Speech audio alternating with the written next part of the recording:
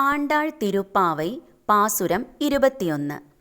ஏற்ற கலங்களேதில் பொங்கி மீத்தளிப்பா மாற்றாதே பால் சொரியும் வள்ளல் பெரும் பசுக்கள் ஆற்றப்படைத்தான் மகனே அறிவுராய் ஊற்றம் உடையாய் பெரியாய் உலகினில் தோற்றமாய் நின்று சுடரே துயிலிழாய் மாற்றார் உனக்கு வலி தொலைந்து உன் வாஜர்கண் ஆற்றாது வந்து உன் அடிபணியுமா போலே പോற்றிയാം വന്തോം പുകഴ്ന്തേലോരെമ്പാവായ്.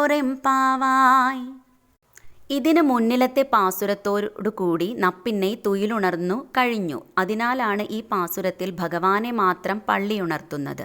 ഉണർന്നെഴുന്നേറ്റ ദേവി ഭഗവാനെ പള്ളിയുണർത്തിയും വാഴ്ത്തിയും വണങ്ങിയുമുള്ള പ്രാർത്ഥന കേട്ട് കന്യകമാരെ ശയ്യാഗൃഹത്തിലേക്ക് വിളിച്ചു. അകത്തേക്കു കടന്ന കന്യകമാർ ഭഗവാന്റെ കട്ടിലിനരികിൽ നിന്ന് പാടുന്നതാണ് അടുത്ത പാസുരം.